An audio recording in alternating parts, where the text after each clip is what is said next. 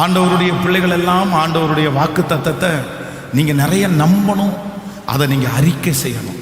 அது ரொம்ப முக்கியமானது. வாக்கு தத்தங்களை ஆண்டவர் எப்போ வேணாலும் பேசுவார், எந்த சூழ்நிலையிலும் யாரை கொண்டாகிலும் பேசுவார். அதற்கு தகுதி இருக்கும் போதும் பேசுவார், தகுதி இல்லாத போதும் பேசுவார். அது நடக்கும் என்கிற நம்பிக்கை உங்களுக்கு இருக்கும் போதும் வாக்கு தத்தம் கொடுப்பாரு. சில நேரத்தில் அந்த வாக்கு தத்தம் நடக்கும் என்கிற நம்பிக்கை இல்லாத போதும் கொடுப்பாரு. ஆனால் நீங்கள் உங்களை பார்க்கக்கூடாது, சொல்றவர் யாருன்னு மட்டும்தான் பார்க்கணும். ஆமென். சொல்றவர் யாருன்னா அவர் பெரியவர். அதனால உங்க சூழ்நிலையை பார்க்காதீங்க. ஒருவேளை இந்த 21 நாட்களும் உங்களுக்கு சொல்லப்படுகிற வார்த்தைக்கும் உங்களுடைய வாழ்க்கைக்கும் சம்பந்தமே இல்லாமல் இருக்கலாம். நான் எப்படி பாஸ்டர் அதை விசுவாசிக்கிறது, நான் எப்படி நம்புறது? அந்த வாக்குத்தத்தம் நிறைவேறுவதற்கு அதான் ஒரு காரணமுமே எங்க வாழ்க்கையில இல்லையே. சாராளுடைய கர்ப்பம் செத்து போயிருச்சு. ஆபிரகாம் மிகவும் வயது சென்றவனான அப்படின்னா அந்த கர்த்தர் கொடுத்திருக்கிற வாக்குத்தத்தத்தை ரிசீவ் பண்றதற்கு, அதை பெற்றுக்கொள்றதற்கு ஒரு தகுதி கூட அவங்களுக்குள்ள இல்லை. ஆனா ஆண்டவர் என்ன சொல்றாருன்னா, நீ உனக்கு தகுதி இருக்கோ இல்லையோ, பேசுறது நானு, நிறைவேற்ற போறது நான் சொன்னதை செய்யும் அளவும் உன்னை. உங்களுக்கும் எனக்கும் என்ன கடமைன்னா, விசுவாசிக்கிறது மட்டும்தான் கடமை, அறிக்கை செய்யறது மட்டும்தான் நம்முடைய கடமை.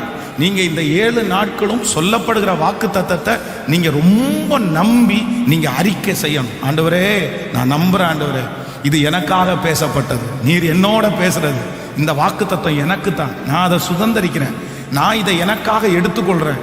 நீங்க சொல்லிட்டே இருங்க, கண்டிப்பா சொல்றேன், இந்த நாள் முடிகிறதுக்குள்ள ஒரு அற்புதத்தை உங்கள் கண்கள் காணும். ஆண்டவர் ஆமென். சிலது உடனே நடக்கும், சிலது 6 மாசத்துல நடக்கும், சிலது 1 வருஷத்துல நடக்கும், சிலது 5 வருஷத்துல நடக்கும், சிலது 10 வருஷத்துல நடக்கும், சிலது நம்ம வாழ்க்கையினுடைய முடிவில் நடக்கும். ஆனா ஒண்ணு, அது பொய் சொல்லாது. கண்டிப்பா அது ஏற்ற காலத்தில் கர்த்தர் உங்களுக்கு கொடுத்திருக்கிற வாக்கு தத்தங்கள் ஆம் என்றும் ஆமேன் என்றும் நிறைவேறும். ஆனா ஒண்ணு கண்டிப்பா நடக்கும். ஆமேன் சொல்லுங்கள், கையை உயர்த்தி சொல்லுங்க, எனக்கு நீர் சொன்ன எல்லா வார்த்தைகளும் அது நடக்கும் ஆண்டவரே. சொல்லுங்க நடக்கும். இப்ப சொல்லுங்க ஒரு 10 டைம், நான் நம்புகிறேன் ஆண்டவரே.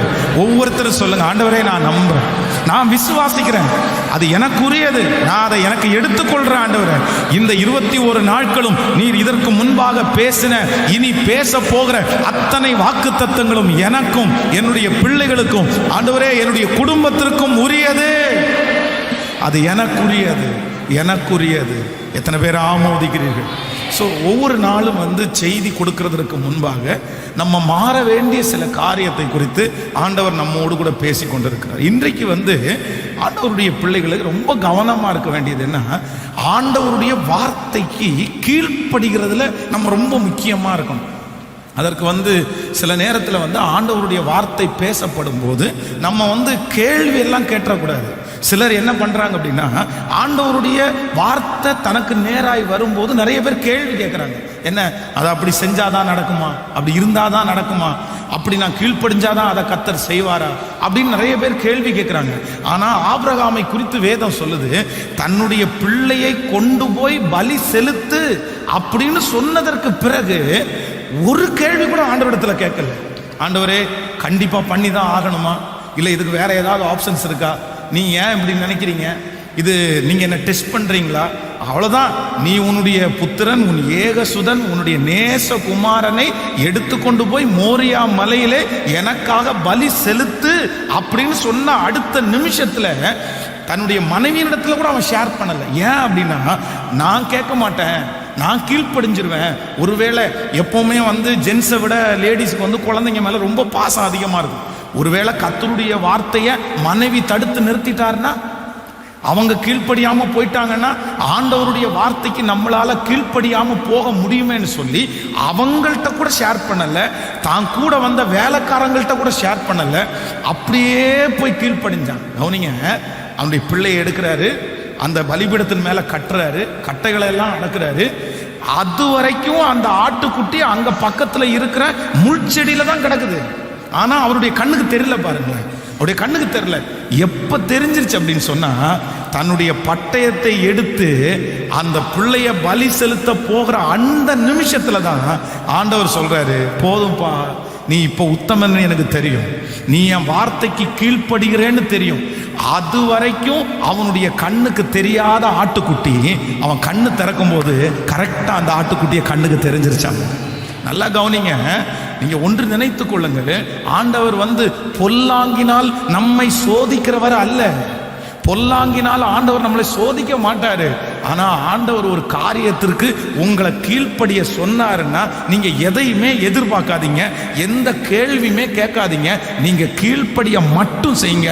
நான் நம்புறேன், உங்களுக்காய் கர்த்தர் ஆயத்தம் பண்ணியிருக்கிற அந்த ஆட்டுக்குட்டியை நீங்க கீழ்ப்படிஞ்சு முடிஞ்ச உடனேயே கண்டிப்பாக உங்கள் கண்கள் காணும். அந்த கீழ்ப்படிதலுக்கு ஆண்டவர் ஏற்ற பலனை கர்த்தர் தருவார். ஒரு விசை ஞாயிற்றுக்கிழமை ஆராதனையிலே நான் செய்தியை பேசி கொண்டிருக்கிறேன். என்ன பேசினேன் அப்படின்னு சொன்னா, இந்த மாதிரி வேலை ஸ்தலத்தில் இருக்கிறவங்க அங்கே இருக்கிற டார்ச்சர் அதிகமாக இருக்குன்னு சொல்லி அங்கேருந்து நீங்கள் உடனே ஓடலாம் அப்படின்னு பார்க்காதீங்க. இல்லை அங்கே யாராவது ஒருத்தர் பழி வாங்குறாங்க அப்படின்னு சொல்றதுக்காக அங்கேருந்து உடனே ஸ்கிப் பண்ணலான்னு நினைக்காதீங்க அப்படின்னு ஒரு சம்பவத்தை சர்ச்சில் சொல்லி நான் பிரசங்கம் பண்ணிட்டு இருக்கிறேன். அப்போது அங்கே ஒரு சிஸ்டர் வந்திருக்காங்க. அவங்களுக்கு என்ன அப்படின்னு சொன்னால், ஒரு நல்ல போஸ்டிங்கில் இருந்தவங்க அங்கே இருக்கிற ஒரு மனுஷனுடைய அந்த பொறாமைனாலே அவங்களுக்கு ஒரு சாதாரணமான ஒரு டம்மி ஒரு பீஸை, அது ஒரு டம்மி அந்த அந்த சேரை அந்த சீட்டை அரேஞ்ச் பண்ணி அவங்களுடைய பதவியை அப்படியே குறைச்சு அவங்கள சாதாரணமாக உட்கார வச்சிட்டாங்க. இவங்க அந்த ஆராதனைக்கு அழுகையோடு வந்திருக்காங்க. அப்போ அவங்க மனசுல நினைச்சாங்களாமா, எனக்கு இந்த பதவி எதுக்கு, நான் எவ்வளோ பெரிய போஸ்டிங்கில் இருந்தேன், என்னை இப்படி பழி வாங்குறதற்கு இந்த குறைவான பதவியை கொடுத்தாங்களே, அதனால நான் இனி இருக்க மாட்டேன், நான் திங்கக்கிழமை போய் எனக்கு வேலை வேண்டான்னு எழுதி கொடுக்க போறேன்ற ஒரு முடிவுக்கு வந்திருக்காங்க. அப்போ நான் பிரசங்கம் பண்ணும்போது ஆண்டவர் பேசுறாரு, இல்லை உன்னை பழி வாங்கலாம், உனக்கு விரோதமாக எழும்பலாம், ஆனால் நீ அடங்கியிரு, கர்த்தர் உன்னை உயர்த்துவாரு, நீ ஒன்றும் பண்ண வேண்டாம் அப்படின்னு சொல்லிட்டே இருக்கிற.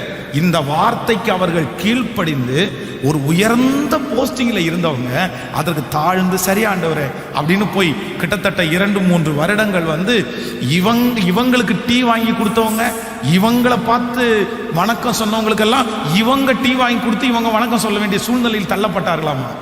ஆனால் சில ஆண்டுகள் தாண்டி ஆண்டவர் உயர்த்தி உயர்த்தி உயர்த்தி பார்த்தீங்கன்னா இன்னைக்கு 1,75,000 ரூபாய் சம்பளம் வாங்குறாங்களாமா. 1,75,000. அப்போ அவங்க சொல்லும்போது, பாஸ்டர் அந்த வார்த்தைக்கு கீழ்ப்படிவதற்கு எனக்கு ரொம்ப கடினமாக தான் இருந்துச்சு. ஏன் அப்படின்னா அவங்க போட்ட அந்த போஸ்டிங் அதுக்கு மேலே நாம் வெளியே அடுத்த போஸ்டிங் போகவே முடியாது, அந்த மாதிரி ஒரு இடம். ஆனால் ஆண்டவர் எனக்காகவே காரியங்களை மாறுதலாக முடிய பண்ணாரு. என் கீழ்ப்படிதலை கர்த்தர் அங்கீகரிச்சாரு. எனக்கு இன்னைக்கு நல்ல போஸ்டிங் கொடுத்து கர்த்தர் என்னை உன்னதமான இடத்துல வச்சிருக்கிறாரு. இந்த ஜெபத்தில் இந்த சத்தத்தை கேட்கிற ஆண்டவருடைய பிள்ளையை, நீங்க ஆண்டவருக்காக தானே விட்டீங்க, நீங்க ஆண்டவருக்காக தானே கீழ்ப்படிஞ்சீங்க, மனுஷனுக்காக அல்ல. கர்த்தர் சொல்றாருன்ற அந்த ஒரே ஒரு காரணத்திற்காக மேன்மையானதை கூட நீங்க உதறி தள்ளுனீங்கல்ல, மாணிக்கத்தை கூட கர்த்தருக்காக விடுறேன்னு விட்டீங்கல்ல, கண்டிப்பா நான் சொல்றேன், நீங்க இழந்ததை விட 1 மடங்கு கர்த்தர் உங்களுக்கு அதிகமாக தான் தருவாரே தவிர குறைவாய் தரவே மாட்டார்.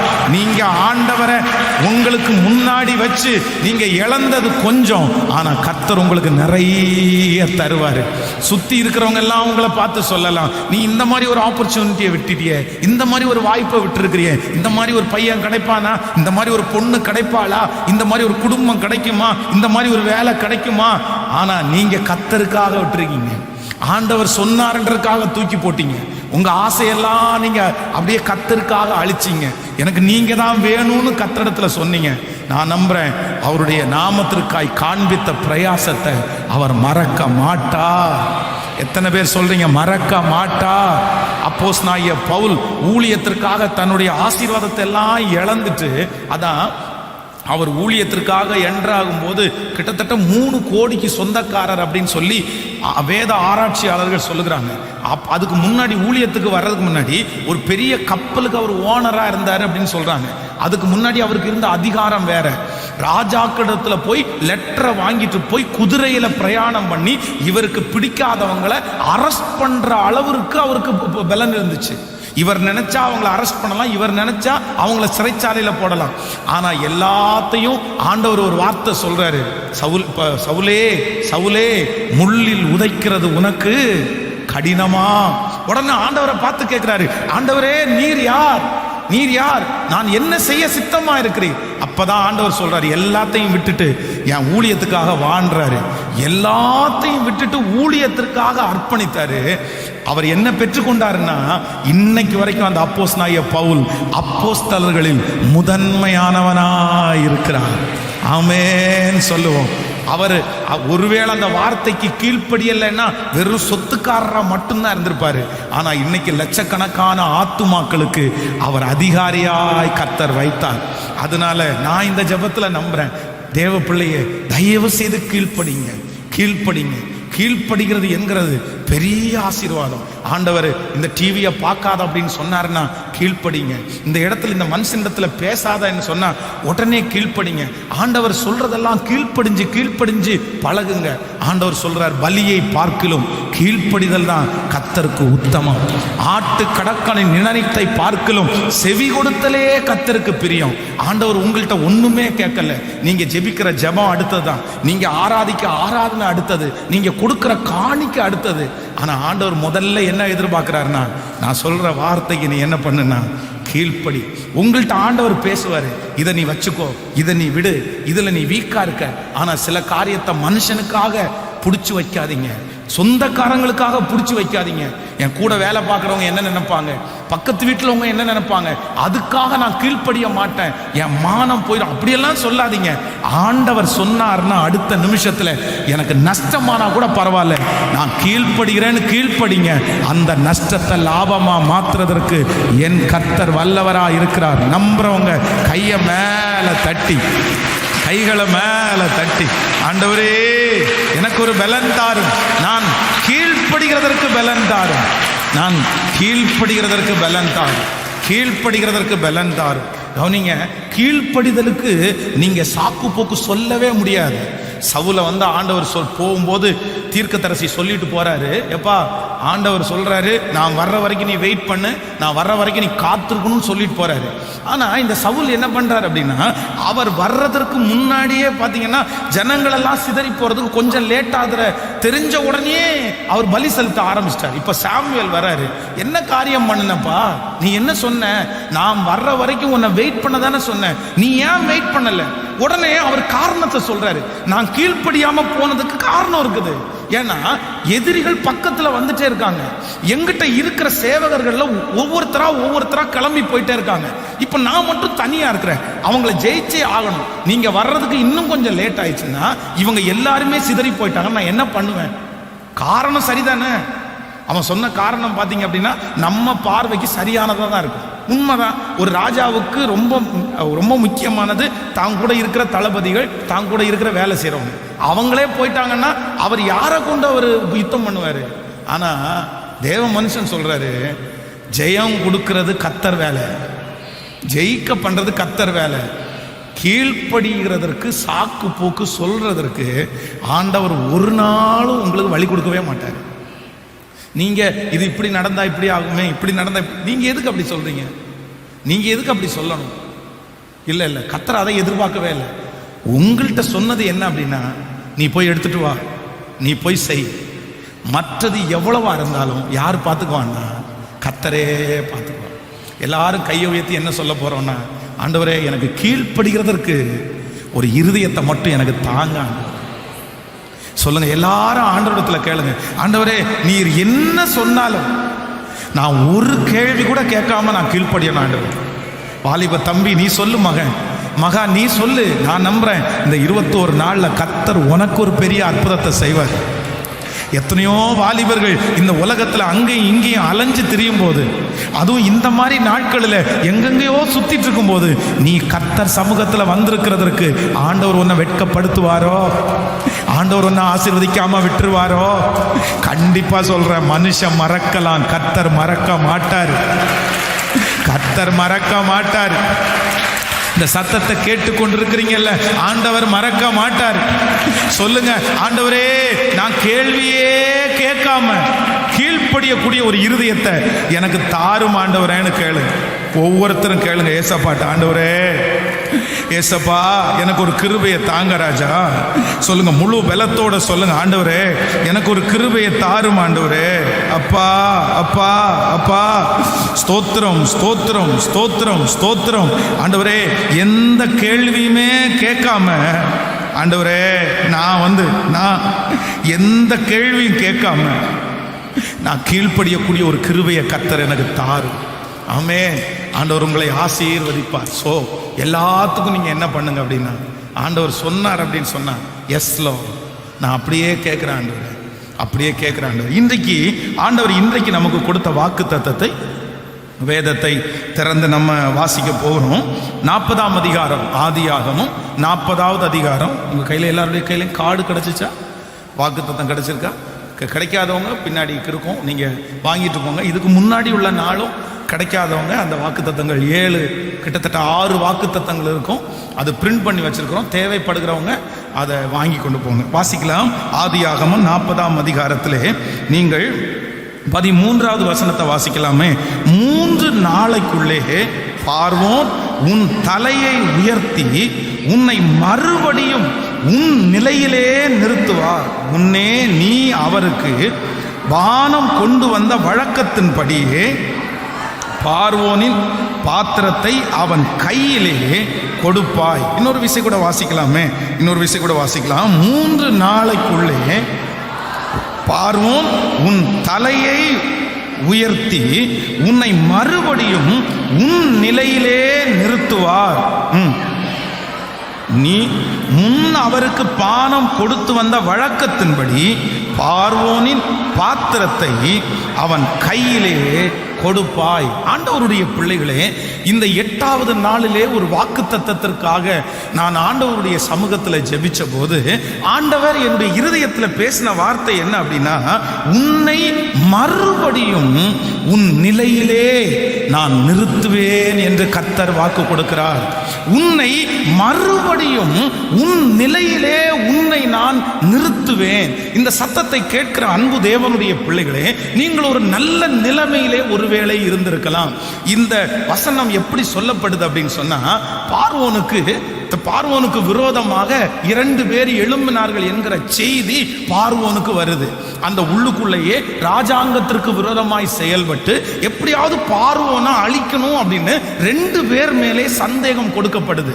உடனே இந்த பார்வோன் அந்த 2 பேரையும் என்ன பண்றாருன்னா சிறைச்சாலையிலே போடுறாரு. ஒன்று சுயம்பாய்களின் தலைவன், அப்படின்னா அவனுக்கு ஒரு பெரிய போஸ்டிங் கொடுத்து வைக்கப்பட்டிருக்கிறது. இன்னொன்று பானபாத்திரக்காரன். அப்போ இந்த சுயம்பாய்களின் தலைவன் என்கிறது என்ன அப்படின்னு சொன்னா, அவன் 3வது கேட்டகரி.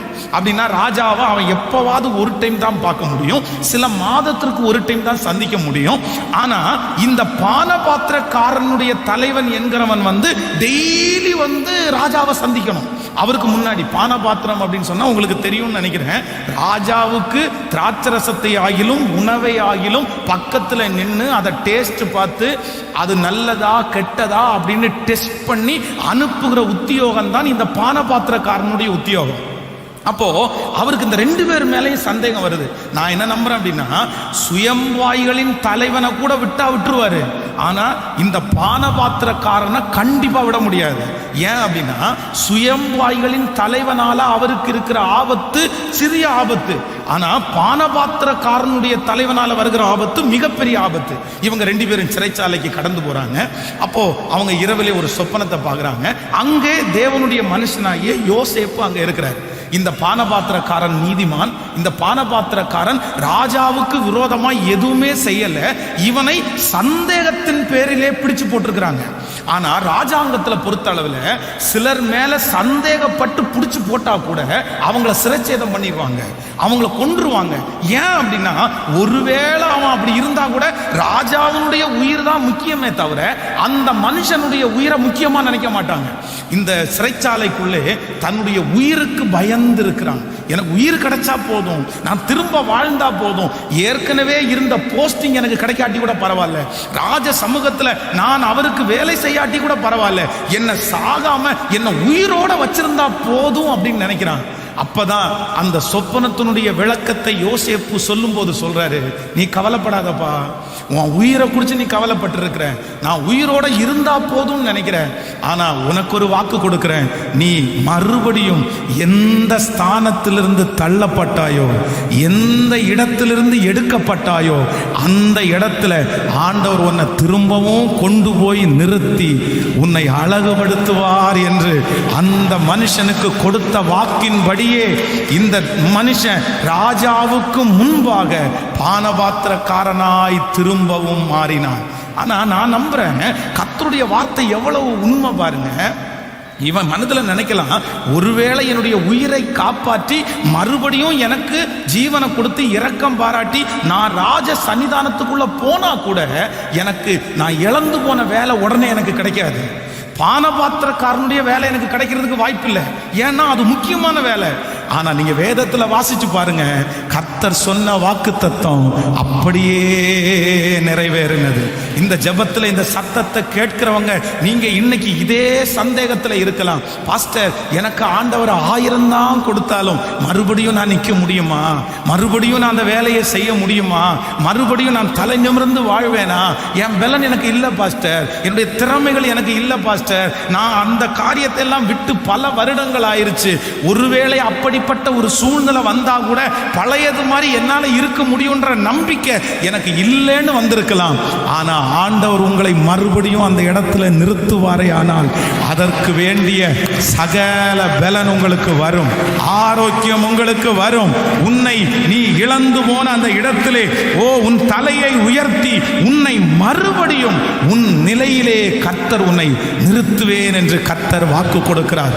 ஒரு நாள் ஜெபிக்கிறவர்களாய் இருந்து இன்றைக்கு ஜெபமே இல்லாமல் வாழ்ந்திருக்கலாம். ஒருவேளை ஒரு நல்ல வேலையிலே இருந்து இன்றைக்கு அந்த நிலை உங்களிலே அதிலிருந்து நீங்க தள்ளப்பட்டு காணப்படலாம். ஒரு நாள் மற்றவர்களுக்கு கடன் கொடுக்கிறவர்களாய் நீ இருந்து, ஆனா இன்னைக்கு ஒரு பெரிய கடன்காரியை போல, கடன்காரனை போல அவமானப்பட்டு நீ இருக்கலாம். ஒரு நாளிலே மேடைகளிலே நின்று பாட்டு பாடலாம், பிரசங்கம் பண்ணலாம், நிறைய பேருக்கு சாட்சியா இருக்கலாம், ஆனா எல்லாத்தையும் நான் இழந்தது மாதிரி நான் ஃபீல் பண்றேன் பாஸ்டர். எனக்கு கொஞ்ச நாள் அந்த எண்ணம் இல்லை, ஆனா சமீப காலமா நான் அந்த ஸ்தானம் எனக்கு திரும்ப கிடைக்குமா, அந்த இடம் எனக்கு திரும்ப கிடைக்குமா, நான் மறுபடியும் அப்படி இருப்பேனா அப்படின்ற ஆதங்கத்தில் இருக்கிற ஒவ்வொரு தேவனுடைய பிள்ளையினுடைய கரத்தையும் பிடிச்சு கர்த்தர் சொல்றாரு, நான் மறுபடியும் நீ இழந்து போன ஸ்தானத்துல மறுபடியும் உன் தலையை நான் உயர்த்தி உன் நிலையிலே உன்னை நிறுத்துவேன், உன்னை நிறுத்துவேன், உன்னை நிறுத்துவேன். கைகளை தட்டி நம்புறவர்கள் ஹல்லேலூயா, மறுபடியும் உன் நிலையிலே உன்னை நிறுத்துவேன். உன் இழந்து போன ஸ்தானம் உனக்கு திரும்ப வருகிறது, நீ இழந்து போன பணம் உனக்கு திரும்ப வருகிறது, இழந்து போன அந்த மேடை உனக்கு திரும்ப வருகிறது, இழந்து போன அந்த ஆண்டவரோடு உள்ள உறவாடுதல் திரும்ப வருகிறது. ஓ ஹல்லேலூயா, என் மீட்பராகிய கர்த்தர் தீர்க்க தரிசனமான வார்த்தையை சொல்லுகிறார், உன்னை மறுபடியும் உன் தலையை நான் உயர்த்துவேன், மறுபடியும் உன் தலையை நான் உயர்த்தி உன்னை மறுபடியும் நீ இழந்த அந்த இடத்துல உன்னை கொண்டு போய் நிற்க வைப்பேன். ஆமென்.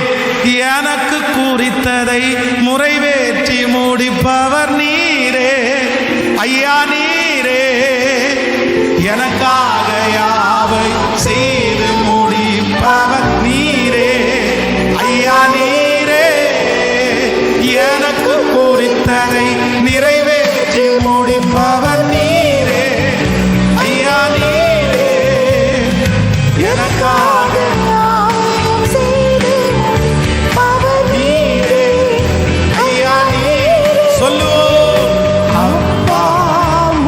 ஸ்தோத்திரம், அன்பே உமக்கு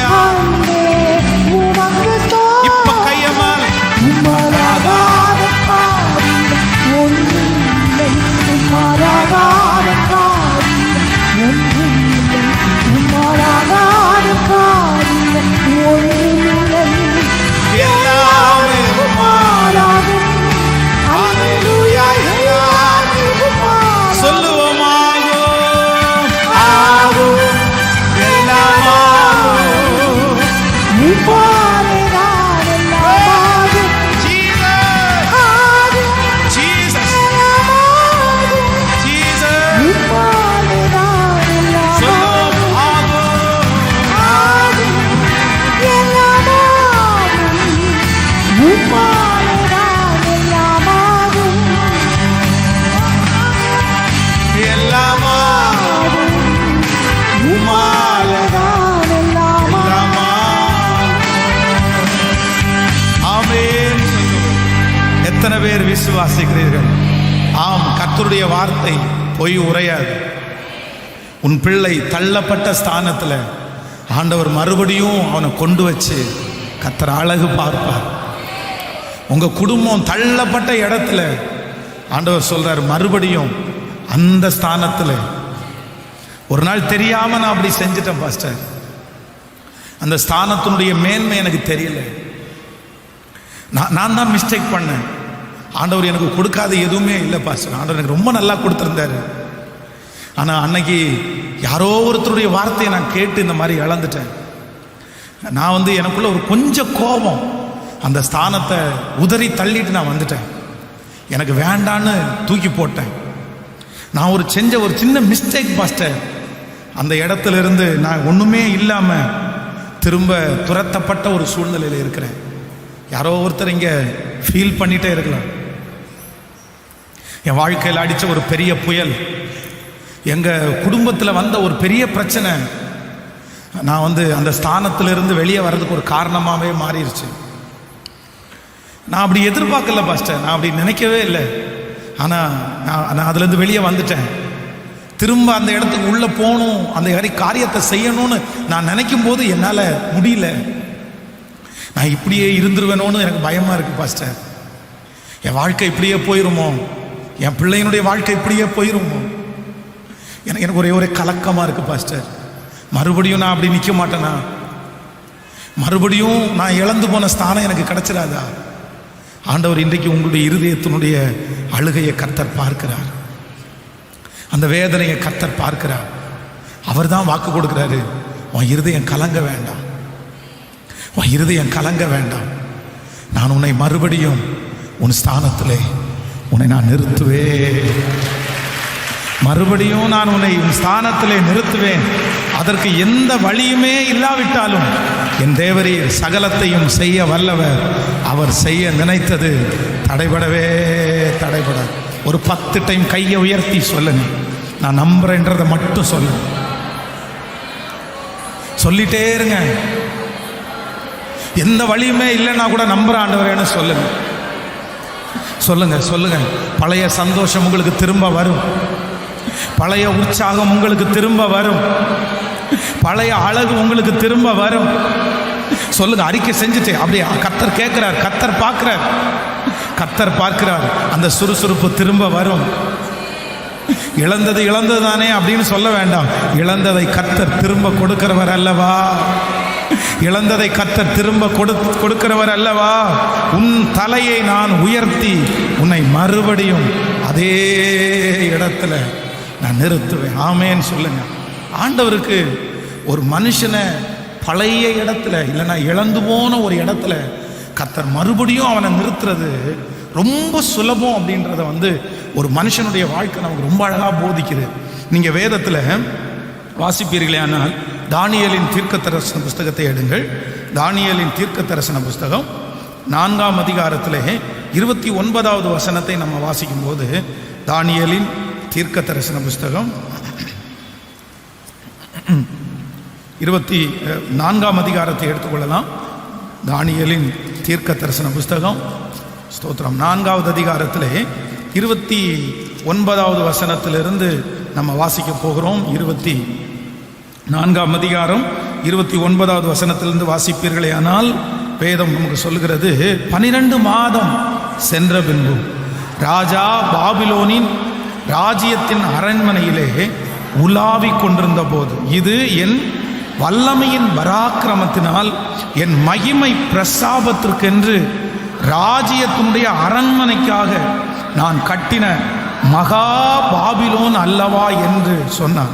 இந்த வார்த்தை ராஜாவின் இருதயத்தில் இருக்கும் போதே வானத்திலிருந்து ஒரு சத்தம் உண்டாகி, ராஜாவாகிய நேபுகாத் நேச்சாரே, ராஜ்யபாரம் உன்னை விட்டு நீங்கிற்று, மனுஷனிலிருந்து தள்ளப்படுவாய், வெளியின் மிருகங்களோடே சஞ்சரிப்பாய், மாடுகளைப் போல புல் மேய்வாய், இப்படியே உன்னதமானவருடைய மனுஷருடைய ராஜ்யத்தில் ஆளுகை செய்து தமக்கு சித்தமாய் இருக்கிறவனுக்கு அதை கொடுப்பார் என்று நீ அறிந்து கொள்ளும் மட்டும் 7 காலங்கள் உன்மேல் கடந்து போகும் என்று உனக்கு சொல்லப்படுகிறது என்று விளம்பினது. அந்நேரமே இந்த வார்த்தை நேபுகாத் நேச்சரிடத்தில் நிறைவேறிற்று. அந்த மனுஷனிலிருந்து தள்ளப்பட்டு மாடுகளைப் போல புல் மேய்ந்தான். அவனுடைய தலைமயிர் கழுகுகளுடைய இறகு போலவும் அவனுடைய நகங்கள் பட்சிகளுடைய நகங்களைப் போலவும் வளர் மட்டும் அவன் சரீரம் ஆகாயத்து பனியிலே நனைந்தது. அந்த நாட்கள் சென்ற பின்பு நேபுகாத் நேச்சராகிய நான் என் கண்களை வானத்திற்கு ஏறெடுத்தேன். அப்பொழுது என் புத்தி எனக்கு திரும்ப வந்தது. அப்பொழுது நான் உன்னதமானவரை ஸ்தோத்தரித்து என்றென்றைக்கும் ஜீவித்திருக்கிறவரை புகழ்ந்து மகிமைப்படுத்தினேன். அவருடைய கர்த்தத்துவம் நித்திய கர்த்தத்துவம், அவருடைய ராஜ்யம் தலைமுறை தலைமுறையாய் நிற்கும். பூமியின் குடிகள் எல்லாரும் ஒன்றுமில்லை எனப்படுவார்கள். அவர் தமது சித்தத்தின்படியே வானத்தின் சேனையையும் பூமியின் குடிகளையும் நடத்துகிறார். அவருடைய கை நடத்துகிறது. அவரை நோக்கி என்ன செய்கிறீர் என்று சொல்லத்தக்கவன் யார் என்றும் இல்லை என்றேன். அவ்வேளையிலே என் புத்தி எனக்கு திரும்ப வந்தது. என் ராஜ்யத்தின் மேன்மைக்காக என் மகிமையும் என் முகக்கலையும் எனக்கு திரும்ப வந்தது. என் மந்திரிமாரும் என் பிரபுக்களும் என்னை தேடி வந்தார்கள். என் ராஜ்யத்தில் நான் ஸ்திரப்படுத்தப்பட்டேன். அதிக மகத்துவமும் எனக்கு கிடைத்தது. ஆமேன் சொல்லுங்கள். இந்த நேபுகாத் நேச்சாருடைய வாழ்க்கையை பற்றி நம்ம எல்லாருமே அறிந்திருக்கிறது. அப்படின்னா ஆண்டவர் தான் இந்த நேபுகாத் நேச்சாரை உயர்ந்த இடத்துல ஆண்டவர் வைத்தார். அவனுக்கு நிறைய ராஜ்யங்களை கர்த்தர் கொடுத்தார். அவனுக்கு நிறைய ஞானத்தை கர்த்தர் கொடுத்து அவன் மூலமாய் நிறைய கட்டிடங்களை எல்லாம் ஆண்டவர் அவன் மூலமாய் கட்டி எழுப்பினார். இஸ்ரவேல் ஜனங்களை கூட பாடம் கற்பிக்கிறதற்காக ஆண்டவர் நேபுகாத் நேச்சரை நிறைய இடத்துல கர்த்தர் அவனை பயன்படுத்தினார். ஆனால் ஒரு நாள் மேல மாடியில உப்பரிகையில அவன் உலாத்தி கொண்டிருக்கும் போது தன்னுடைய தேசத்தினுடைய அழகையெல்லாம் பார்க்கிறான். கட்டின அந்த ஸ்ட்ரக்சரை எல்லாம் பார்க்கிறான். இவ்வளோ அழகா நம்ம கட்டி இருக்கிறோமா, நம்ம எவ்வளோ ஞானமா கட்டி இருக்கிறோம், நம்முடைய தேசம் ரொம்ப அழகா இருக்குது. இப்போ எங்க பார்த்தாலும் லைட்டு, எங்க பார்த்தாலும் ரோடு, இதெல்லாம் நம்ம தான் பண்ணணும், இது நம்ம மூலமா தான் செய்யப்பட்டது. அந்த பெருமை அவனுடைய மனசுல வந்த உடனே வானத்திலிருந்து ஒரு சத்தம் உண்டாகுது. எப்பா நீ ஏன் பெருமைப்படுற, இது நீ கட்டினதுன்னு சொன்ன இல்லை, அதனால மனிதனிலிருந்து தள்ளப்பட்டு மிருகங்களுக்கு ஒப்பாவாய். உடனே பார்த்தீங்கன்னா அவனுடைய பெருமைனால வேதம் சொல்லுது அவனுடைய முடியெல்லாம் நிறைய வளர்ந்துச்சாமா. அவன் ஒரு சாதாரணமான ஆடு மாடை போல வெளியிலே கழுத்துல ஒரு கயிறை கட்டி ஒரு குத்தி அடிச்சு அதுல அவனை கட்டி வச்சிருந்தாங்களாமா. எவ்வளோ பெரிய நிலைமையை பாருங்க. ஒரு ராஜா, மகா பெரிய அந்த பாபிலோனுடைய ராஜா, ஒரு மனசுக்குள்ள ஒரு பெருமைப்பட்டதுனால அவன் ஒரே நாள் தன்னுடைய ராஜ்ய பாரத்திலிருந்து தள்ளப்பட்டான். ஆண்டவர் பெருமை உள்ளவனுக்கு எதிர்த்து நிற்கிறார். எதை வேணாலும் கர்த்தர் சமாளிப்பாரு. ஆனா பெருமை உள்ளவங்க பட்சத்துல கர்த்தர் நிற்க மாட்டாரு. நீங்க உயர்த்தப்படும் போது, நீங்க ஆசீர்வதிக்கப்படும் போது உங்களுக்கு பெருமை மட்டும் வந்துடக்கூடாது. உங்களுக்கு பெருமை வந்துச்சுன்னா நான் சொல்றேன், நீங்க விழ போறீங்கன்னு அர்த்தம். ஆண்டவர் உங்களை உயர்த்திட்டே இருக்க இருக்க நீங்க மரணம் வரைக்கும் உயர்த்தப்படணும்னு நீங்க நினைச்சீங்கன்னா, உயர்வு வர வர உங்களை என்ன பண்ணணும்னா உங்களை தாழ்த்திட்டே இருக்கணும். நீங்க ஒன்றும் இல்லைன்னு சொல்லணும். ஏன் அப்படின்னா நம்ம யாரும் ஆரம்பத்தில் எதுவும் கொண்டு வந்தவங்க இல்லை. நம்ம ஆரம்பத்தில் பெரிய ஞானவான்கள் அல்ல. நமக்கு கொடுத்ததெல்லாம் கர்த்தர் கொடுத்தாரு. நமக்கு கிடைச்சதெல்லாம் ஆண்டவரால் தான் கிடைச்சிருச்சு. நம்முடைய பலத்தால எதுவும் கொண்டு வர முடியாது. நம்முடைய திறமையினால சம்பாதிக்க முடியாது. நம் திறமையை கர்த்தர் ஆசீர்வதித்தார். நம்முடைய வேலையை கர்த்தர் ஆசீர்வதித்தார். அந்த காரணத்தினால தான் உங்களுக்கும் எனக்கும் ஆசீர்வாதம் வந்துச்சே தவிர வேற எதுனாலையும் வரல. அதனால பெருமைக்கு ஆண்டவருடைய பிள்ளைங்க ஒரு பர்சன்டேஜ் கூட இடம் கொடுக்க கூடாது. நான் கர்த்தருக்கு முன்பாக தாழ்மையாய் சொல்லுகிறேன். 3 பேரை வைத்து அந்த திருச்சபையை நம்ம 2005 ஆரம்பிச்சோம். ஆனா இவ்வளவு தூரம் ஆண்டவர் என்னை உயர்த்தினார். ஆயிரங்களுக்கு நம்பினார், லட்சங்களுக்கு நம்பினார், இப்ப ஆண்டவர் கோடிகளுக்கு நம்பினார். போன இந்த ஞாயிற்றுக்கிழமை இப்போ இன்னைக்கு இந்த ஞாயிற்றுக்கிழமைய கூட பாத்ரூமுக்குள்ள போய் ஆலயத்தில் பலிபீடத்துக்கு முன்னாடி நிற்கிறதுக்கு முன்னாடி அழுதுட்டே தாங்க வந்தேன். ஆண்டவரே, எனக்கு பிரசங்கம் பண்ண தெரியாது ஆண்டவரே, எனக்கு பாட்டு பாட தெரியாது ஆண்டவரே, எனக்கு ஜனங்களுடைய இருதயத்தை கண்டுபிடிக்க தெரியாது ஆண்டவரே, அதனால நீங்க தான் ஆண்டவரே பேசணும், என்னதான் நான் பிரசங்கம் பண்ணாலும் கிரியை செய்கிறது நீங்க தான் அப்படின்னு இந்த ஞாயிற்றுக்கிழமை கூட அழுதுட்டு தான் கர்த்தர் சமூகத்தில் வந்து நின்னேன். லிட்டரலா உண்மையா பலிபீடத்திலிருந்து சொல்றேன். அப்ப நான் நம்புறேன், தாழ்மை உள்ளவனை கர்த்தர் கிருபையின் மேல கிருபை கொடுக்கிறது. அதனால இதுவரைக்கும் ஒருவேளை உங்கள் பெருமையினால ஒருவேளை நீங்க நிறைய இழந்திருக்கலாம். இந்த ஜெபத்துல இருக்கிறவங்க அப்படிதான், பெருமையினால சிலர் பாக்கெட்ல இருக்கிற பணத்தை அப்படியே வாரி இறைப்பாங்க பாருங்களேன். பெருமையினால அந்த பேர் வரணுன்றதுக்காக அந்த பணத்தை எல்லாம் கொடுப்பாங்க, கடன் கொடுப்பாங்க, மற்றவங்களுக்கு முன்னாடி போட்டோ எடுத்துக்குவாங்க. பெருமையினுடைய ஒரு பர்சன்டேஜ் கூட உங்களுக்குள்ள எப்பவுமே ஒட்டிடக்கூடாது. ஒரு கார் வாங்கும்போது கர்த்தர் நாமத்தை தான் மகிமைப்படுத்தணும். ஒரு பைக் வாங்கும்போது கர்த்தர் நாமத்தை தான் மகிமைப்படுத்தணும். ஒரு கடை ஓபன் பண்ணும்போது கர்த்தர் நாமத்தை தான் மகிமைப்படுத்தணும். ஒரு திருமணம் நல்லா நடக்கும்போது கர்த்தர் நாமத்தை தான் மகிமைப்படுத்தணும். எதுலையுமே உங்களுக்கு மரியாதையை நீங்க கொண்டு வராதீங்க. நீங்க மறைஞ்சிருங்க. நான் சொல்றேன், நீங்க மறைய மறைய மறைய கர்த்தர் உங்க மூலமாய் பகிரங்கமா வெளிப்படுவார், ரொம்ப பெருசா வெளிப்படுவார். ஒரு நாள்ல ஒரு 100 டைம் நீங்க சொல்லுங்க, என்னை தாழ்த்துற ஆண்டவரே, நான் ஒன்றும் இல்லை ஆண்டவரே, எனக்கு அடிக்கடி பெருமை வருதுன்னு சொல்றவங்க, பெருமையிலிருந்து நீங்க மேற்கொள்ளணும்னா இந்த ஒரு வழிதான் இருக்குது. டெய்லி ஒரு 100 டைம் ஆகுது நீங்க சொல்லணும், நான் ஒன்றும் இல்லை, இந்த வேலைக்கு நான் தகுதி இல்லை, இந்த சம்பாத்தியத்துக்கு நான் தகுதி இல்லை, இந்த ஆகாரத்துக்கு நான் தகுதி இல்லை, இந்த ட்ரெஸ்ஸுக்கு நான் தகுதி இல்லை. இந்த மாதிரி ஒரு நாள்ல 100 டைம் நினைச்சிங்கன்னா போதும், உங்களை குறித்து உங்களுக்கு பெருமை வரவே வராதுங்க. நான் சொல்றேன், ஆண்டவர் நிறைய பேருடைய கையில நம்பி பணங்களை கொடுத்தாரு, நல்ல வேலையை கொடுத்தாரு, நல்ல உயர்வுகளை கொடுத்தாரு. ஆனா அவங்க பெருமை அவங்கள நிர்மூலமாக்கிருச்சு, அவங்கள ஒன்றும் இல்லாம ஆக்கிருச்சு. அப்படிப்பட்ட நினைப்பு வரவே கூடாது. வேதம் சொல்லுகிறது, மற்றவர்களை தங்களிலும் மேலானவர்களா நினைக்கணும். சிலர், நான் ரொம்ப அழகா இருக்கேன், நான் ரொம்ப ஞானி, நான் ரொம்ப அறிவாளி. இது எப்படி சொல்ல முடியுது உங்களுக்கு? இது எப்படி சொல்ல முடியுது? தன்னை குறித்து வீட்டில் இருக்கிற ஒரு நபரை நீங்க மட்டம் தட்டி பேசுறீங்கன்னா, வேலை ஸ்தலத்தில் இருக்கிற ஒரு மனுஷங்களை மட்டம் தட்டி பேசுறீங்கன்னா உங்களை நீங்க உயர்வா நினைக்கிறீங்கன்னு அர்த்தம். அப்படி நினைக்கவே கூடாது. கர்த்தருக்கு முன்பாக தாழ்மைப்படுங்கள், அப்பொழுது அவர் உங்களை உயர்த்துவார். இந்த நேபுகாத் நேச்சர் பெருமைப்பட்ட அடுத்த நிமிஷத்திலே மனிதரிலிருந்து இப்ப தள்ளப்பட்டு மிருகங்களாய் மாறிட்டான். கையில வேதம் சொல்லுது, நகமெல்லாம் வளர்ந்துச்சாமாமே. பாருங்களேன், நமக்கு வளர்ற நகம் மாதிரி இல்லை, அவனுக்கு ரொம்ப வேகமா வளர்ந்துருச்சு. அப்படின்னா அந்த பேய் எல்லாம் பாத்தீங்க அப்படின்னா அந்த மாதிரி போட்டோ பாத்தீங்கன்னா பெரிய நகமா இருக்கும் பாருங்களேன். அப்போ ஒரு ராஜாவா இருந்த ஒரு மனுஷன் வெளியில கட்டப்பட்டு புல்ல தின்னு கையில நகமெல்லாம் வளர்ந்து முடியெல்லாம் பெருசா வளர்ந்துருந்தா நம்ம யாராவது அடுத்த விசை அவனை மதிப்போமா? இந்த ரோட்ல ஒருவேளை பைத்தியமா யாராவது ஒருத்தர் சுத்திட்டு இருந்த பார்க்குற மனுஷனை வீட்டில் கூட்டிட்டு வந்து முடியெல்லாம் வெட்டி ஷேவெல்லாம் பண்ணி அவனை வீட்டில் சாப்பாடு கொடுக்கறதுக்கு வச்சிருப்பாங்க. ஆனா அவரை தூக்கி ஓனரா நீருன்னு யாராவது சொல்லுவாங்களா? அப்ப எல்லாமே இழந்தவர் தான் இந்த நேபுகாத் நேச்சர்.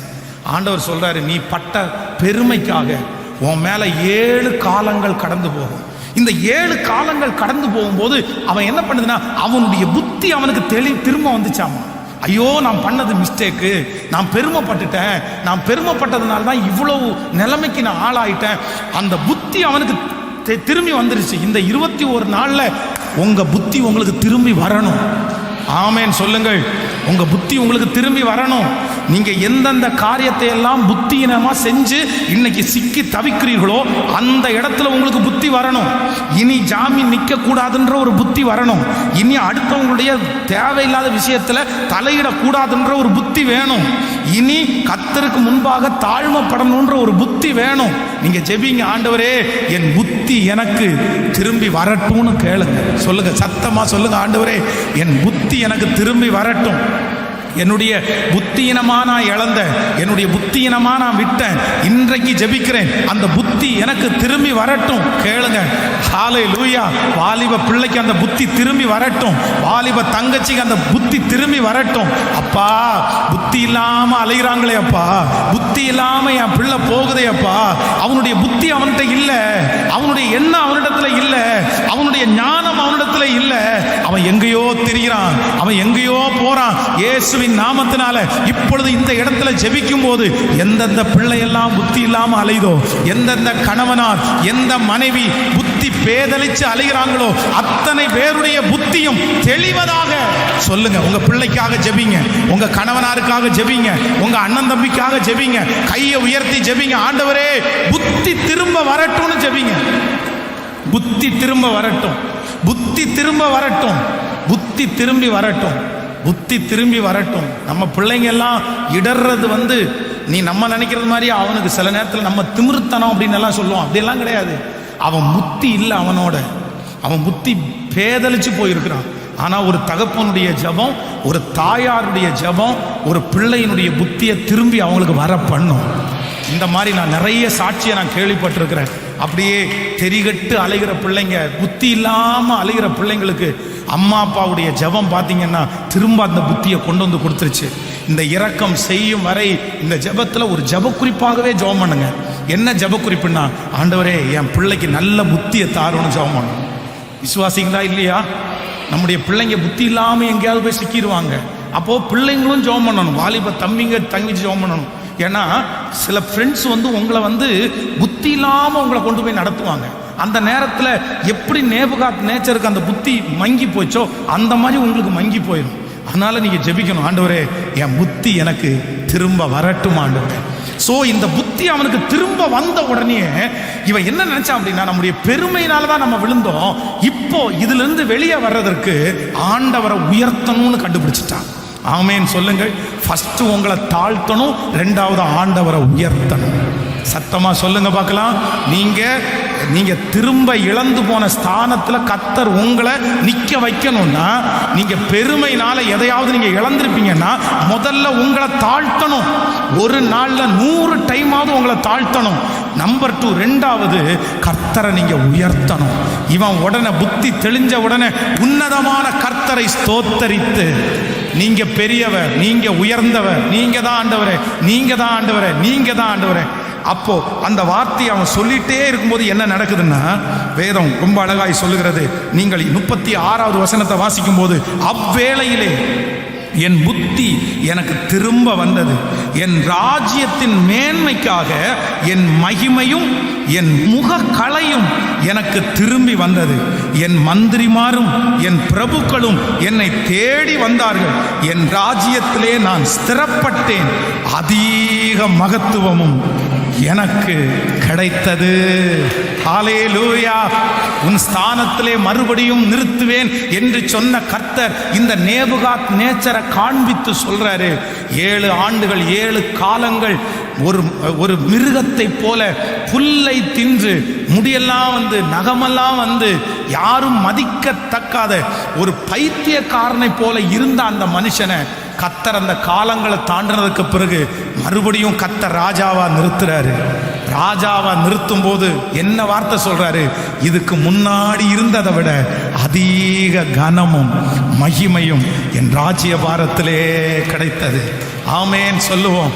நான் சொல்றேன், இதை விட பெரிய விளக்கம் கர்த்தர் உங்களை திரும்ப உங்க ஸ்தானத்தில் நிறுத்துவார்ன்றதற்கு தேவை இல்லைன்னு நான் நம்புறேன். நீங்கள் நிறைய பேர் மனசில் மறுபடியும் அந்த ஸ்தானத்தை நான் எட்டி பிடிக்கிறதுன்றது அது முடியாது பாஸ்டர்னு நீங்கள் மனசில் ஃபிக்ஸ் பண்ணியிருக்கலாம். இனி அப்படியெல்லாம் வர முடியாது பாஸ்டர் என்னால்.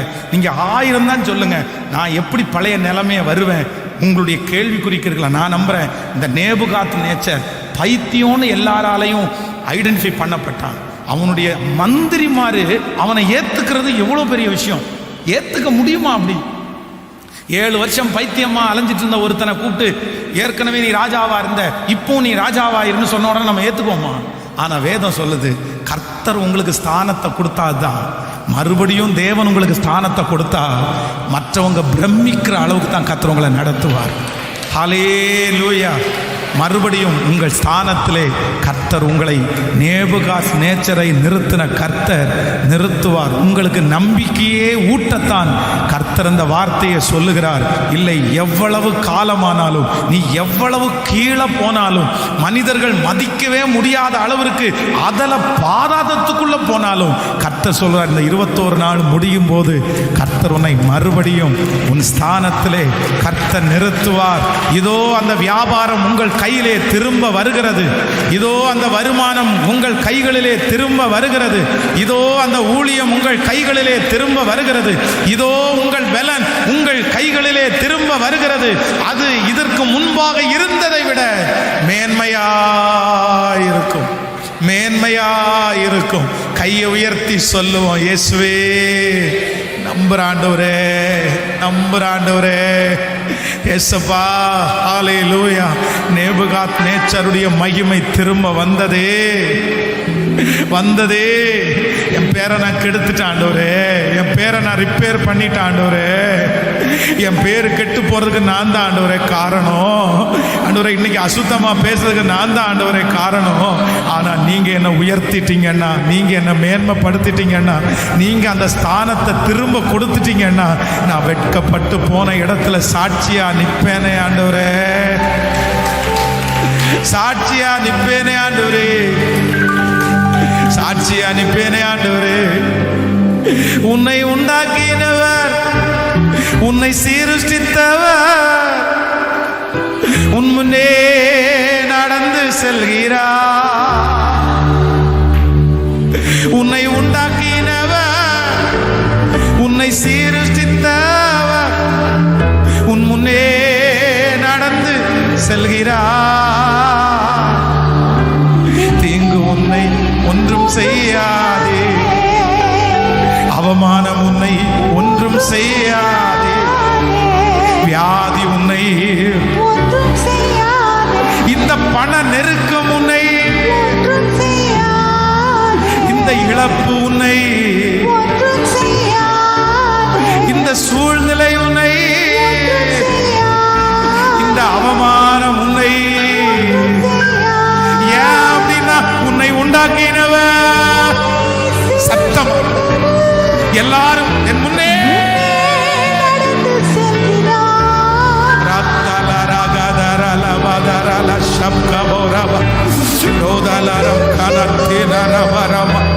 தேவ மகிமை, தேவ மகிமை, தேவ மகிமை இந்த 8வது நாளில் பற்றி பிடிக்கட்டும், பற்றி பிடிக்கட்டும், பற்றி பிடிக்கட்டும். தீங்கு என்னை ஒன்றும் செய்யாதே.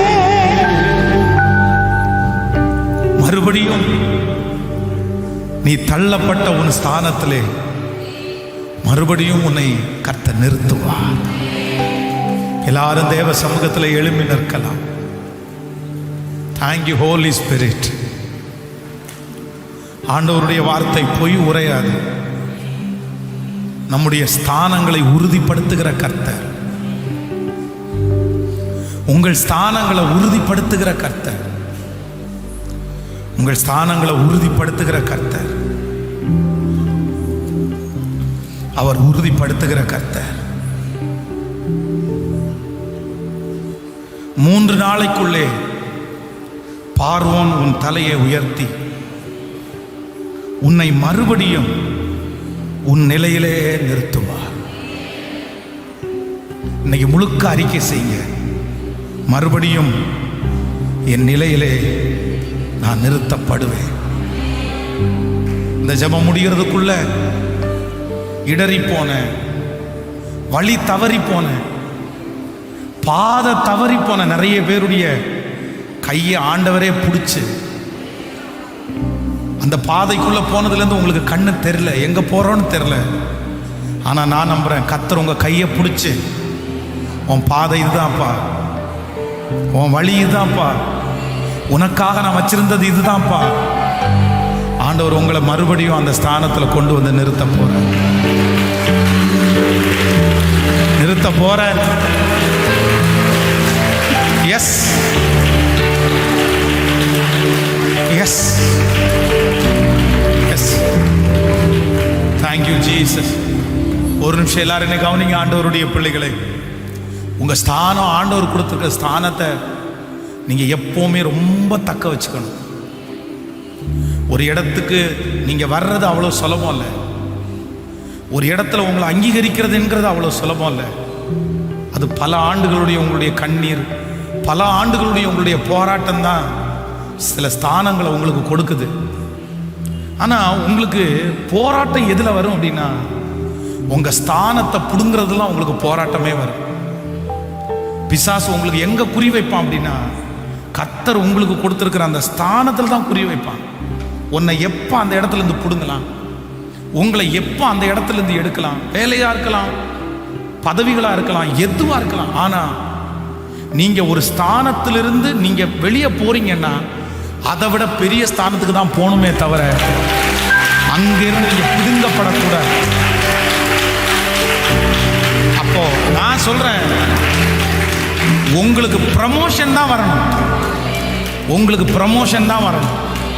மனுஷன் உங்களை கீழே தள்ளுறதை குறித்து கவலைப்படாதீங்க.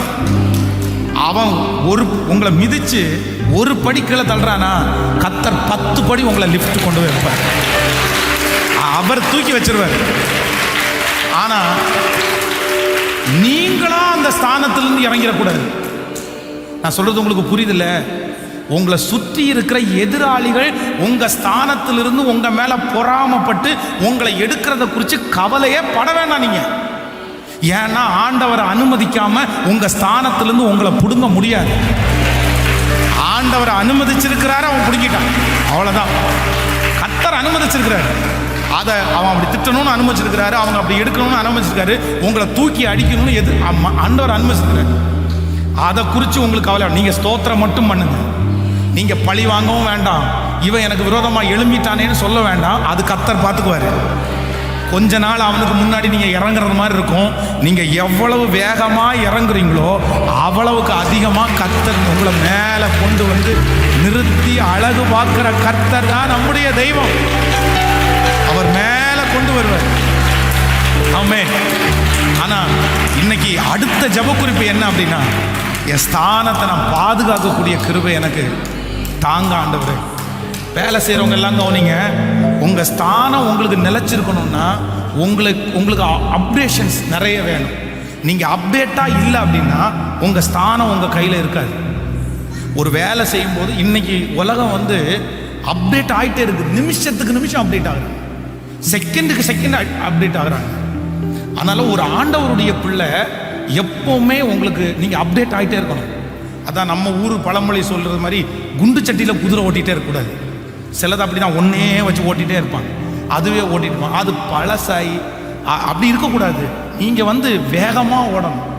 ஆண்டவர் பார்த்தீங்கன்னா அற்புதம் செய்கிறதற்கு ஒரு யுக்தியை கையில் வைக்கல, ஒவ்வொன்றையும் ஒவ்வொரு விதமாக செஞ்சார். ஆமாம். நம்ம வந்து அப்படி ஒருவேளை ஆண்டவர் வந்து எல்லாருக்கும் கண்ணை திறக்கிறதுக்காக சேர குலைச்சு கண்ணை திறந்திருந்தார்னா, நம்ம வேதத்தில் ஒவ்வொருத்தனுக்காக அற்புதம் செய்யும்போது இப்போ என்ன, அவர் வரப்போறாரு, சேர எடுக்க போறாரு, குலைக்க போறாரு, சரியாக போகுது. இப்போ என்ன, அவர் வரப்போறாரு, சேத்தை எடுக்க போறாரு, வைக்க போறாரு, சரியாக போகுது. நம்ம அப்படிதான். அடுத்த டைம் நிறைய பேர் ஸ்கிப் பண்ணிட்டே போயிடுவாங்க, இது படிக்க வேணாயா, இப்படி தானே வரப்போகுது. ஆனால் ஆண்டவர் அப்படி இல்லை, ஒவ்வொன்றையும் சிலருக்கு அப்படி செஞ்சாரு. சிலருக்கு திறக்கப்படுவாயாகன்னு சொன்னாரு, சிலருக்கு கையை வச்சு திறந்தாரு. அப்போ நம்முடைய ஆண்டவர் வித்தியாசமானவரா? சத்தமா சொல்லுங்க. நான் சொல்றேன், இந்த 21 நாள் ஜெபம் முடியும் போது உங்க வேலை உங்களுக்கு அப்டேட் பண்ணணும். நீங்க அப்டேஷன் ஆகணும். உங்க ஞானம் வளரணும், உங்க தொழில் வளரணும். ஆண்டவர் உங்களுக்கு நிறைய கத்து கொடுக்கணும், நிறைய கத்து கொடுக்கணும். நீங்க பழைய ஏற்பாட்டில் வாசிங்க, தேறினவர்கள் எல்லாம் யாரா இருந்தாங்கன்னா ஆண்டவருடைய பிள்ளைங்க தான் தேறினவங்களா இருந்தாங்க. பாபிலோன் நாட்டினுடைய ராஜா அந்த ஊர் ஜனங்களை நம்பல, பெரிய பெரிய போஸ்டிங்க்கு அந்த ஊர் ஜனங்களை நம்பல. எருசலேமிலிருந்து யூதேயால இருந்து சிறை பிடிச்சு வந்த வாலிபர்களை பெரிய பெரிய போஸ்டிங்ல உட்கார வச்சாராமா. ஏன் அப்படின்னா இவங்க தான் ஞானவான்கள், இவங்க தான் ராஜ்ய பாரத்தை நடத்துவாங்கன்னு தெரிஞ்சிருந்தாங்க. அப்ப நான் என்ன நம்புறேன்னா, இந்த இந்த உலகத்திலே இருக்கிறவ எல்லாரை காட்டிலும் அதிகமா ஞானமா இருக்க வேண்டியது நம்ம தான் ஆண்டவருடைய பிள்ளைகளாகிய நம்ம தான். நீங்க தான் ஆண்டவரே அதை தருவார். ஸோ உங்கள் ஸ்தானத்தை நீங்கள் பத்திரப்படுத்துறதற்கு உங்களுக்கு ரொம்ப தேவைன்னா அப்டேட் தேவை. நீங்கள் புதுமை ஆக்கிட்டே இருக்கணும். நீங்கள் உங்களுடைய ஓனருக்கு புதுசு புதுசாக நீங்கள் சொல்லணும். நீங்கள் அதான் வளர்ச்சியினுடைய அடையாளம். நம்பர் 2, வேகமாக நான் சொல்லி முடிக்கிறேன். நம்பர் 2, ரெண்டாவதாக உங்களுக்கு கொடுக்கப்பட்டிருக்கிற அந்த ஸ்தானத்தை நீங்கள் பத்திரப்படுத்துவதற்கு ரொம்ப முக்கியமானது என்ன அப்படின்னா, நீங்கள் ரொம்ப பொறுப்பாக இருக்கணும். நீங்கள் அசால்ட்டாக இருந்துடக்கூடாது. அசால்ட்டாக நீங்கள் இருந்துட்டீங்கன்னா நான் நம்புகிறேன் இன்னொருத்தர் உங்கள் ஸ்தானத்தில் ஏற்பாடு பண்ணப்படுவாங்க. இந்த வேதம் சொல்லுது, ஆண்டவர் ஃபஸ்ட்டு ராஜாவாக சவுலை கர்த்தர் ஏற்படுத்தினார். இந்த சவுல் அதை ரொம்ப அந்த ராஜ்ய வார்த்தை மேன்மையாகவே நினைக்கல. எவ்வளோ பெரிய மேன்மை அவனுக்கு. இதுவரைக்கும் இஸ்ரவேலுக்குள்ள ராஜான்ற ஒருத்தர் இல்லை.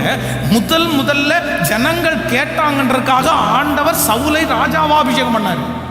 எவ்வளோ பெரிய போஸ்டிங். ஆனால் அவன் மதிக்கவே இல்லை. அவன் தாவீதை துரத்துறதுலேயே குறியா இருந்தான். அவனை பழி வாங்குறதுலே இதுதான். பாருங்க, அந்த வேலையில் அவன் அசால்ட்டா இருந்ததுனால வேதம் சொல்லுது, நீ நான் புறக்கணித்து தள்ளின சவுலுக்காக எந்த மட்டும் துக்கித்து கொண்டிருப்பாய். உன் தைல குப்பி எடுத்து தைலத்தால நிரப்பி நான் உன்னை ஈசாயினுடைய வீட்டுக்கு அனுப்புறேன், அங்க போ, அவர்களில் ஒரு பையனை நீ ராஜாவாக அபிஷேகம் பண்ணுன்னு கர்த்தர் இன்னொருத்தரை தெரிஞ்சுக்கிட்டாரு. நீங்க உங்களுக்கு கொடுத்திருக்கிற வேலையில நீங்க அசால்ட்டா பொறுப்பு இல்லாம இருந்தீங்கன்னா நான் சொல்றேன் இன்னொருத்தர் அதுல உட்கார்ந்துருப்பாங்க. உங்க கையில ஒரு பொறுப்பு கொடுக்கப்பட்டிருக்குதா, ஜீவனே போனாலும் நீங்க அதை செஞ்சே ஆகணும். நல்லா சொல்லுங்க ஆமென். செத்தா கூட செய்யணுங்க. எங்க ஊழியக்காரங்க எனக்கு முன்னாடி இருந்த தகப்பனார் எனக்கு அப்படி தாங்க கற்றுக் கொடுத்தாரு. உன்னை பிரசங்கம் பண்ண கூப்பிட்டாங்களா, செத்தா கூட நீ அங்க சாகு, பிரசங்கம் பண்ணிட்டு வான்னு தான் சொல்லுவார். அவர் அப்போ எங்க பாஸ்டர் அதுல மிஞ்சினவர். அவர் ஊழியத்துக்காக 3 நாள் கன்வென்ஷனுக்காக கிளம்புறாரு. கிளம்பும் போது ஒரு சொப்பனம் பார்க்குறாரு. அவங்க அம்மா சாகிற மாதிரி ஒரு சொப்பனம் பார்க்குறாரு. 3 நாள் கன்வென்ஷன். அப்போது காரில் ஏறும்போது சர்ச்சினுடைய மூப்பரை கூப்பிட்டு சொல்கிறாரு, நான் 3 நாள் கன்வென்ஷனுக்கு போகிறேன், எனக்கு நோட்டீஸ் அடிச்சிட்டாங்க, நான் வர்றதுக்குள்ளே அம்மா இறந்து போயிடுவாங்க. அம்மா இறந்து போயிட்டாங்கன்னா என்னை எதிர்பார்க்க வேண்டாம். ஒரே பையன், அவருக்கு ஆம்பளை பிள்ளைங்க, எங்கள் பாஸ்டர் ஒரே ஒருத்தர் மட்டும்தான். கார் ஏறி போயிட்டாரு. 1வது நாள் கன்வென்ஷன் முடித்தார். 2வது நாள் அம்மா இங்கே இறந்து போயிட்டாங்க. இறந்து போன உடனே ஃபோன் பண்ணுறாங்க, ஐயா நீங்கள் வந்துருங்க அப்படின்னு, நீங்கள் அடக்கம் பண்ணிடுங்க, நான் செய்தியை முடிச்சுட்டு வந்துடுறேன்னு சொல்லி கன்வென்ஷன் முடித்ததற்கு பிறகு தான் அம்மாவுடைய கல்லறையே போய் பார்த்தேன். நம்ம நிறைய பேருக்கு இதெல்லாம் கேட்டால் என்ன பெரிய மிஞ்சின பரிசுத்தமானா இல்லை, அம்மா சாவு கூட வராத எப்படி அப்படின்னு. ஆனால் அதனால தாங்க சாகிறதுக்கு முன்னாடி 32 ஊழியக்காரரை உருவாக்கிட்டார் எங்கள் பாஸ்டர். 32 ஊழியக்காரரை உருவாக்கிட்டார். ஜீவனே சொல்லுவார், ஸ்டேஜில் நிற்கும்போது சொல்லுவார், இதை பாரு, என் பிரசங்கம் முடியணும்னா ஒன்று நான் சாகணும், நான் செத்தாதான் என் பிரசங்கமே முடியணும். அப்படிப்பட்ட பரிசுத்தவான்களெல்லாம் இருந்திருக்காங்க. நான் சொல்கிறேன் மீண்டும் அது வரணும். இந்த பட்டணம் எழுப்புதலை சந்திக்கணும், இந்த தேசம் எழுப்புதலை சந்திக்கணும். அதுக்காக உங்கள் கையில் கொடுக்கப்பட்டிருக்கிற பொறுப்பை நீங்கள் அசால்ட்டா இல்லை, அதை கவனத்தோடு செய்யணும். அது சின்னதோ பெருசோ என்கரேஜ் பண்ணுறாங்களோ பண்ணலையோ, நீங்கள் அந்த இடத்துல எப்படி தான் இருக்கணும்னா பொறுப்பாக தான் இருக்கணும். நம்பர் 3, 3ஆவதாக ஒரு தேவனுடைய பிள்ளை, நீங்கள் உங்களுடைய வேலையில் இல்லைன்னா கர்த்தர் உங்களுக்கு கொடுத்துருக்கிற ஸ்தானத்தை நீங்கள் பத்திரப்படுத்தணும்னா அவ்வளவு சீக்கிரமாக அந்த இடத்த விட்டு போகணும்னு நீங்கள் நினைக்கக்கூடாது. அப்படின்னா அக்கறை மாட்டுக்கு இக்கரை பச்சைன்னு சொல்லுவாங்களா, சிலருக்கு ஆப்போசிட்டில் பார்க்குறது ரொம்ப நல்லா தெரியும். இதை விட அங்கே தாவலாமா, அங்கே போகலாமா. நீங்கள் ஏற்கனவே 1000 ரூபாய் சம்பளம் வாங்குறீங்க, இப்போ 2000 ரூபாய் சம்பளம் கிடைக்குது, நீங்கள் அந்த இடத்துக்கு போகணும், நீங்கள் உயர்வீங்க. அந்த இடத்துல போனால் நமக்கு அதெல்லாம் ஞானமாக நீங்கள் செய்யணும். சிலர் அப்படி இல்லை, இங்கேருந்து அங்கே போகலாமா, அங்கேருந்து அங்கே போகலாமா. இந்த தாவரவங்க யாருமே தங்களுடைய ஸ்தானத்தில் நிறைவாக இருக்கவே முடியாது. ஆமேன்னு சொல்லுவோம். இன்னொன்று நல்லா தெரிஞ்சுக்குங்க, ஆண்டவரே உங்களை கொண்டு போகிற வரைக்கும் நீங்கள் அமைதியாக இருங்க, கர்த்தரே உங்களை கொண்டு போவோம். ஆமேன் சொல்லுங்க பார்க்கலாம். ஹல்லேலூயா. இப்போ எல்லாரும் கையை உயர்த்தி, ஆண்டவரே மறுபடியும் மறுபடியும். ஓ ஹalleluya, மறுபடியும் 3 நாளைக்குள்ளே கர்த்தர் உன் தலையை உயர்த்தி, 3 நாளைக்குள்ளே கர்த்தர் உன் தலையை உயர்த்தி உன்னை மறுபடியும் உன் நிலையிலே நிறுத்துவார். 3 நாளைக்குள்ளே கர்த்தர் உன் தலையை உயர்த்தி மறுபடியும் உன் ஸ்தானத்திலே உன்னை நிறுத்துவார். கரங்களை தட்டும் போதே அந்த அற்புதம் நடக்கட்டும், நடக்கட்டும், நடக்கட்டும். ஹalleluya. கடந்ததை நினைத்து கலங்காதே, நடந்ததை மறந்து விடு. கடந்ததை நினைத்து கலங்காதே, நடந்ததை மறந்து விடு.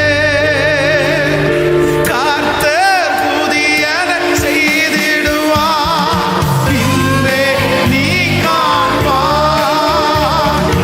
கர்த்தர் புதியன செய்திடுவார், இன்றே நீ காண்பாய். இன்றே நீ காண்பாய், அதை இன்றே நீ காண்பாய். விசுவாசத்தோடு கலங்கிடவே வேண்டாம், கலங்கிடவே வேண்டாம், கலங்கிடவே வேண்டாம்,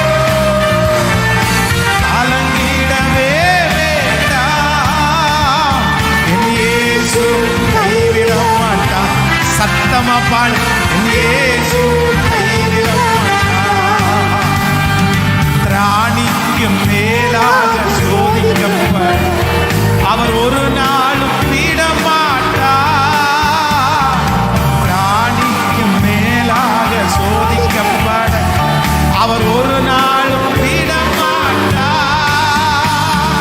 தாங்கிடும் பலன் தருவார், தப்பி செல்ல வழி செய்வார். தாங்கிடும் பலன் தருவார், தப்பி செல்ல வழி செய்வார். நான் தப்பி செல்ல வழி செய்வார். இயேசுவே, இப்ப சொல்லு, கலங்கிடவே வேண்டாம், கலங்கிடவே வேண்டாம்,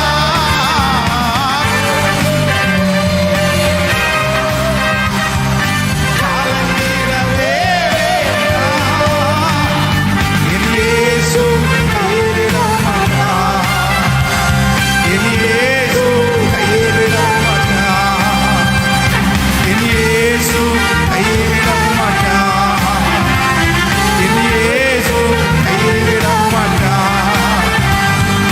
காலையில் மகனே அழுகின்றாயோ, மாலையில் அகமகிழ்வார்.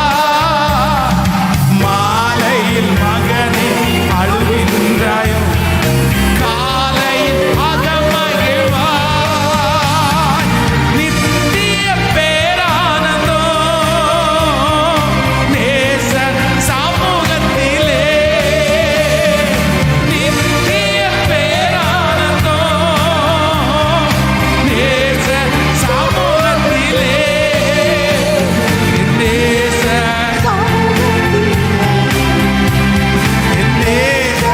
இந்த பாட்டை பாட பாட கர்த்தருடைய பிரசன்னம் கலங்கிடவே வேண்டாம். ஜெபிக்கிறவங்க ஜெபிங்க, ஆராதிக்கிறவங்க ஆராதிங்க, ஒப்பு கொடுக்கிறவங்க ஒப்பு கொடுங்க.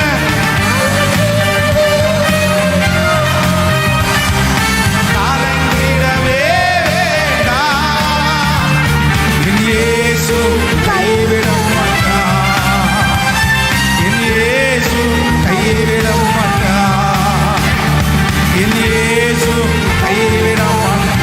நண்பரே,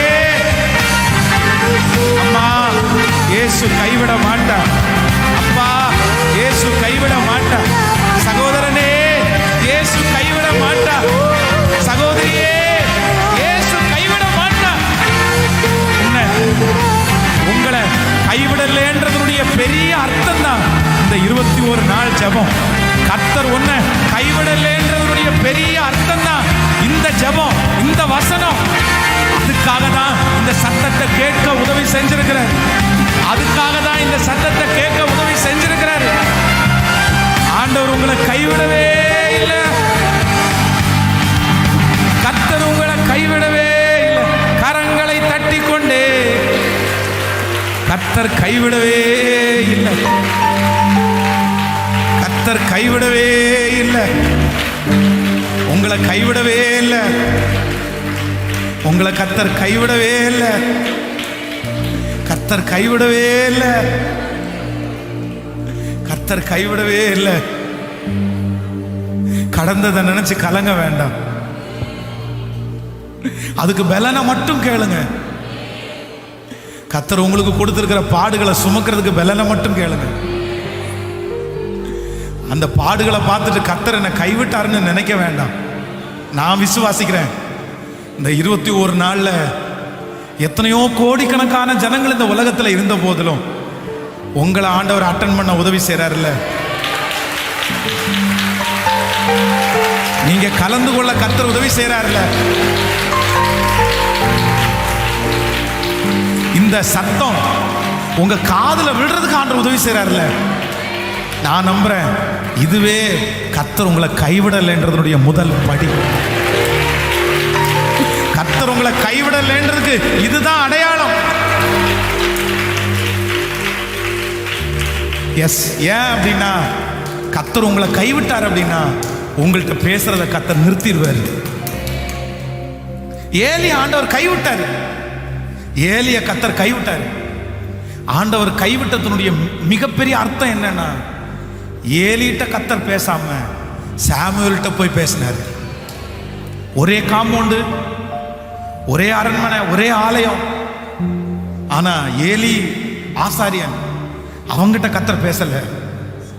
சாமுவேலை பார்த்து சாமுவேலே சாமுவேலேன்னு கூப்பிடுறாரு. அப்ப நான் நம்புறேன், இப்ப சொல்லுங்க, ஆண்டவர் உங்களை கைவிடல தானே? உங்க வீட்டுக்கு பக்கத்தில் இருக்கிறவங்களும் இந்த சத்தம் கேட்கல சிஸ்டர், பிரதர். உங்க வீட்டுக்கு பக்கத்தில் இருக்கிறவங்களும் இந்த சத்தம் கேட்கல.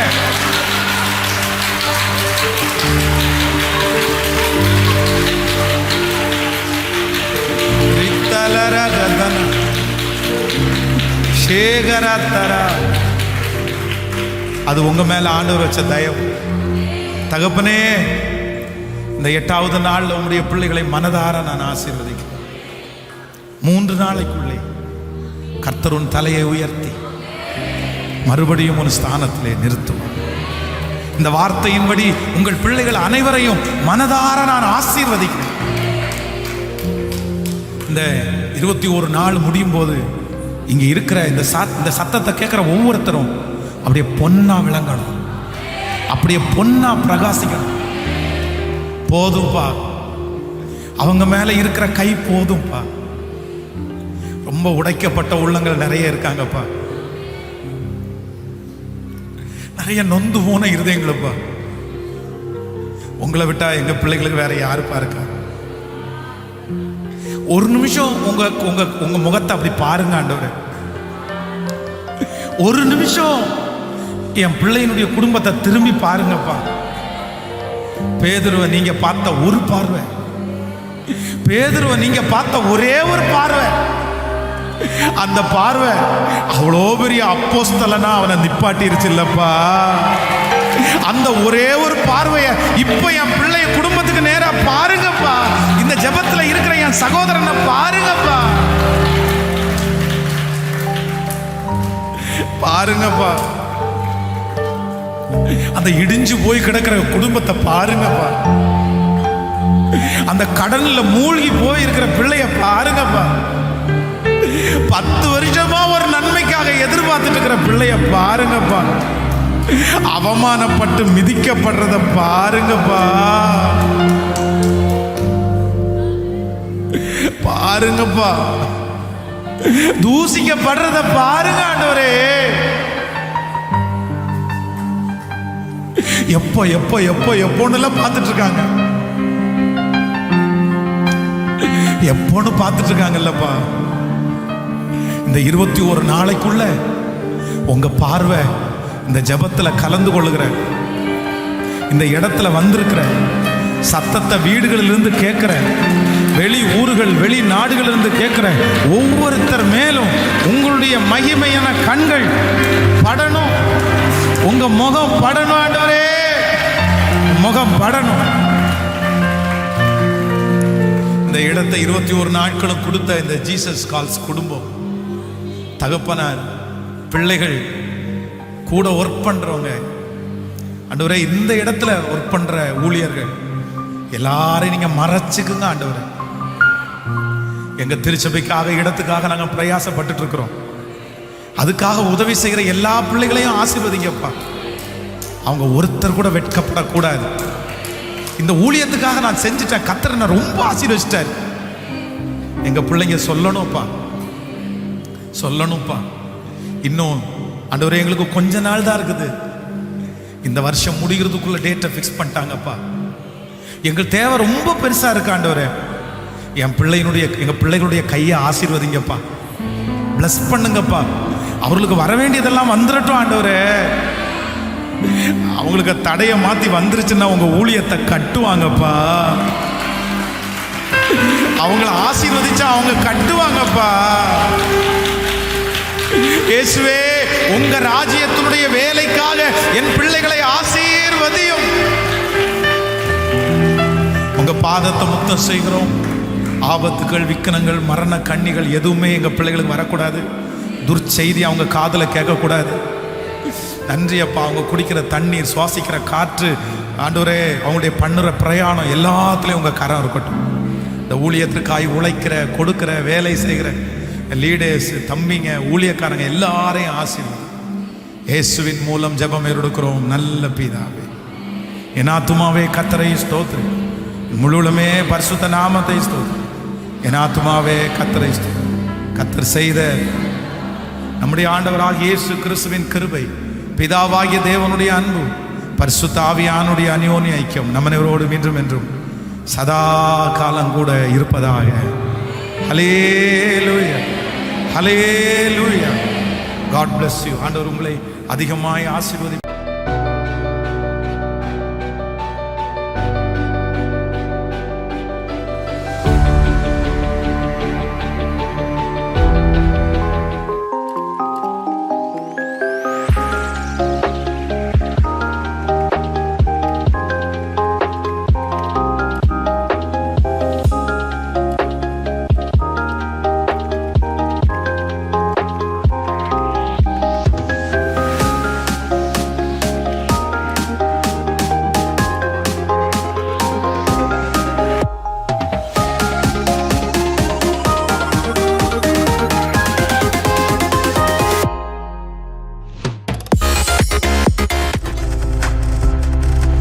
நீங்கள் பார்த்து கொண்டிருப்பது உங்கள் ஜாய் டிவி. உங்கள் துக்கம் சந்தோஷமாய் மாறும்.